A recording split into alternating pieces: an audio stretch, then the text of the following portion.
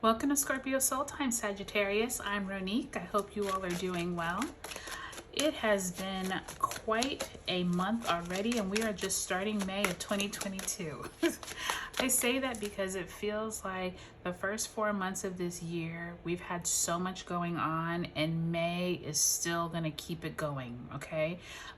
We are literally smack dab in the middle of eclipse season. As you know, the eclipses are occurring in Taurus and Scorpio, but all of us are going to experience the energy. So, I don't know if you heard that in the background, but that was a emergency vehicle, which just makes me feel like, okay, buckle up, because that to me is like a signal from the universe during your reading. Something potent is on the way, Sagittarius. So what we are going to do is we are actually going to pull 2 cards for each week of May for you, Sag. Also, take a look at the Scorpio Soul Time playlist that is titled Eclipses. It has the Taurus eclipse in it, the Scorpio eclipse, but also look back at that November 19th, 2021 video. That will also help you know what energies we've moved from in these last 6 months, see how they are helping you and how you've moved on and what you need to maybe get enlightened from those eclipse cycles, because they are 6, 12, and 18 months worth of energy. Okay, Sagittarius, take a look also at your sun, moon, and rising signs just to get a more holistic view for your month. And I have included all of the important May dates at the beginning of this video and in the description below. Okay, Sag, so let's take a look at the first week. We have the 8 of Cups in reverse, possibly moving away from some type of emotional situation, as well as the 8 of Wands. See, so you have all opened up the month, Sag, with 2 8s. So possibly some type of cycles that you all are working through. Second week of the month, you do have the 10 of Wheels or 10 of Pentacles. Great family energy there. And the 3 of Pentacles in reverse. So possibly something dealing with your job or some kind of passion project you've been working on. Queen of Wands, speaking of passion projects. As well as the Hierophant in reverse, that 3rd week. 4th week, Sag, we do have the 5 of Pentacles. And we have the Knight of Cups in reverse. So Sagittarius, let's take a look at this energy. You all only have one major arcana card, the Hierophant. And that actually is interesting because it's right around that Scorpio eclipse time. So we will get to that in a moment. First, let's just talk about the energies that you open up the month with this 8 of Cups and this 8 of Wands in reverse. I'm actually going to turn them upright because I want you all to take a look at the pictures. So this 8 of Cups, do you see how he is like moving away from this darkness? These cups are all spilled. There's actually an eclipse up here. Do you see that?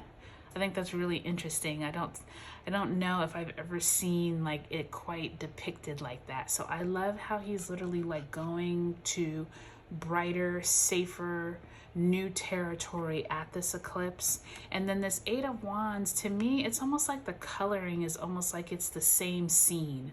Like he came from this darkness and out of this light, and it's almost like he stepped out of this card into this card to me. So with that 8 of Wands and 8 of Cups, there's something that you're emotionally moving away from, but you're moving into this energy of like, I can do this. What passion projects do I have? With them both in reverse, though, I will tell you, Sag, that there's some seeds that you planted probably at the end of April at that Taurus eclipse that we had on the 30th, there is some type of energy around you moving away from something into better energy. Maybe this is moving away from people, place, or thing. Could be for a better job. You could be moving homes. Something around a cycle is coming into the picture at this time. By the time we get to the second week of May, Sagittarius, we have the 10 of Pentacles and the 3 of Pentacles. So this really is probably still dealing with that Taurus energy, because both of these are Pentacles. Maybe you had some type of money, resources, job, theme at that time. But remember also, by the time we get to the second week of May, we now also have Mercury going retrograde in Gemini. On May 10th, we also have Jupiter moving into Aries. So there may be this theme of you wanting to work hard with your family, for your family.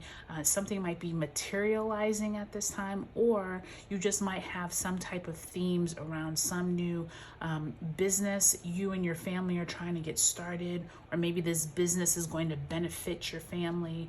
There is some kind of money and wealth and generational theme here going on that second week of May. Excuse me. By the time we get to the third week of May, Sag, we have the Queen of Wands and the Hierophant in reverse. The third week of May is when we have that full moon Scorpio lunar eclipse, and the sun moves into Gemini on the 20th. So the Hierophant, I'm feeling like there is some institution or someone who is like maybe limiting what you can do. This could be a bank, the government, your job, someone who has like an authority over you in terms of what you're able to do. And with that Queen of Wands, it's like you have this passion project, or you have this project getting started that maybe you were doing back here in the second week, or it could be whatever you were moving away from. But maybe something is, the Hierophant sometimes symbolizes to me like almost having shackles on. So kind of like that Saturnian energy of like Saturn saying, I know you want to be able to, you know, have 3 jobs at once so that you can make more money. But this job is saying you're only allowed to have 1 job, no moonlighting, you can't do anything else. You have to work 60 hours a week. There's something with this Hierophant that's almost like limiting what you're wanting to do. So just be careful of that, especially around that Scorpio eclipse. You may get some information or energy around what is being limited. Hopefully it's nothing too big, but remember, Scorpio does like to remove what is no longer working, purge out what is not needed, bring a death to it, and then let you rebuild in a better way.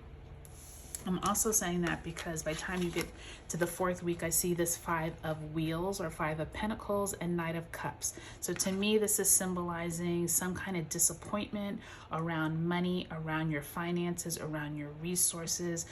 It could be something stemming from this 10 of Pentacles and 3 of Wheels that you thought you had all the information maybe that second week. But remember, with Mercury retrograde, maybe you didn't get all the information or all the details. Maybe something doesn't pan out the way that you would like it to.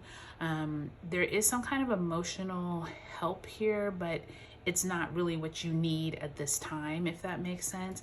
By the time we get to the end of May, Mars does move into Aries, Mercury retrogrades into Taurus, and then Mars conjuncts Jupiter, and there's a new moon in Gemini on the 30th. So I do feel like this energy is going to lighten up once we move into June, Sagittarius. I don't want you to think like this is like doom and gloom the entire month, because you do have some positive energy here in that first and second weeks of the month. I just feel like it's going to get a little heavier for you all around that Scorpio eclipse. So just make sure you set your intentions of what it is that you're trying to move through, and just tell yourself whatever information does come in towards that 3rd and 4th week of the month, it's here to serve your higher good. Okay, Sag, I hope you all have a great May 2022.